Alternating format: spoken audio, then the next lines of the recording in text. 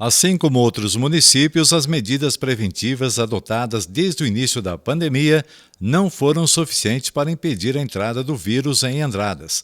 Os últimos dias foram marcados pelo aumento de casos, e isto significa que o sinal de alerta está ligado.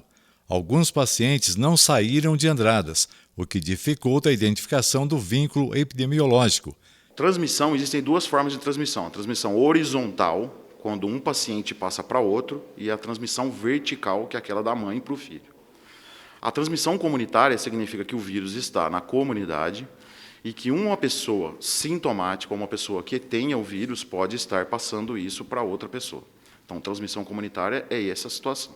A princípio, quando a gente tem uma pandemia ou uma epidemia, a primeira coisa que acontece é um paciente sintomático e vão ser monitorados, como a gente disse, vão ser observados aquelas pessoas que tiveram contato com ele. Então, é uma transmissão de um indivíduo para outro. Quando a pandemia ou a epidemia ou a doença já se torna num nível maior, existe a transmissão de um indivíduo para outro, onde você não consegue mais monitorar da onde, ou observar, ou descobrir da onde foi o paciente zero, aquele que passou para os outros pacientes. Claro, nós sabemos que o SARS-CoV está circulando no nosso meio. Ele atravessou oceanos, ele atravessou continentes e chegou ao nosso país. Dizer que nós estamos livres da contaminação é impossível, tá? O vírus está circulando e ele está vindo em ondas, tá? A gente já viu aí que teve muito caso em capital, Manaus, São Paulo, Belo Horizonte, Rio de Janeiro, mas o grande problema é que agora ele está circulando e a gente tem casos em cidades próximas às nossas. E esses casos nessas cidades próximas às nossas traduzem que o vírus está no nosso meio. Então, por isso que a gente tem que tomar o maior cuidado. O Ministério da Saúde declarou no mês de março o reconhecimento da transmissão comunitária do coronavírus em todo o território nacional. E a Secretaria de Estado de Saúde estima um pico de epidemia para meados de julho, com 2.000 a 3.000 casos da doença. Especialistas alertam que é possível que haja outros picos de casos de infectados. De acordo com o médico Dr. Nilo, é difícil prever quando realmente a situação pode se complicar. Não tem como prever, o pico foi agora em maio, o pico é agora em junho, o pico é em julho. Diversos estudos estão mostrando diversas regiões com diversos tempos de incidência, tá? E nós não estamos livres disso. E nós não temos certeza nem se a gente vai ficar livre disso aí para sempre, tá? Não existe um estudo há muito tempo para explicar se o Covid ele vai mutar, se o ano que vem ele vai vir como uma doença forte de novo, ou se ele vai abrandar. O que a gente tem que fazer é se proteger. Com os casos aumentando, a única saída para todos é a prevenção, com medidas de higiene e o uso das máscaras e de modo correto. Colocar esse acessório de qualquer jeito não garante a proteção contra o vírus. Os cuidados gerais que a gente tem que ter numa questão dessa é, primeiro, lavagem das mãos, o mais frequente possível, quando não possível, utilizar o álcool gel, e utilizar o máximo possível de vezes, quando você estiver fora da sua residência ou no meio comunitário, utilizar a máscara. A máscara, ela é, primeiro, para que aquelas pessoas que tenham o vírus não passem para outras e também para te proteger. Existe uma questão de discussão muito grande se quem não tem o vírus, se usando a máscara, ele vai se proteger ou não. Mas eu vou dar um exemplo que talvez esclareça isso.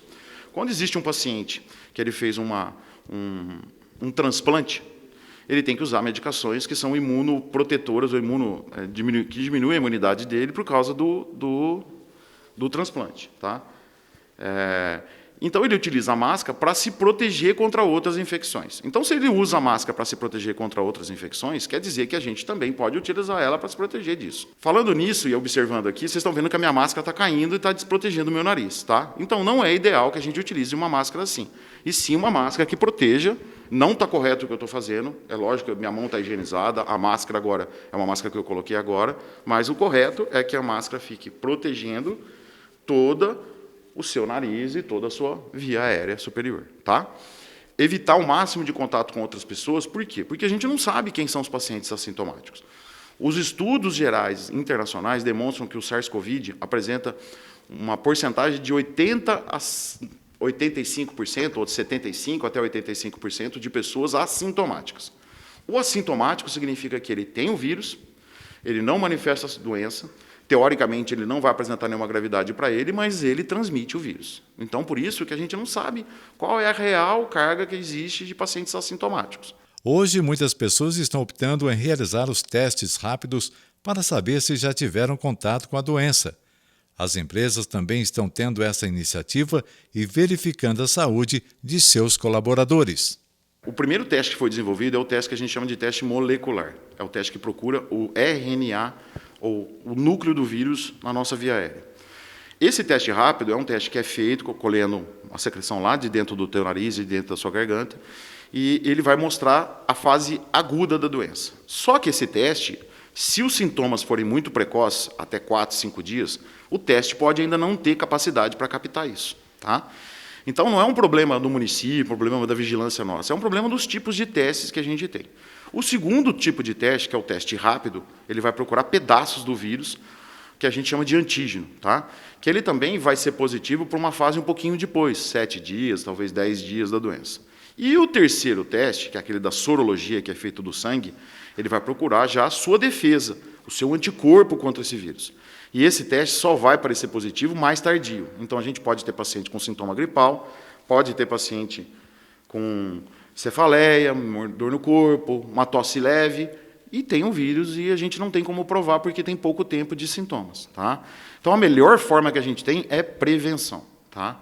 Infelizmente, é assim que tem que ser.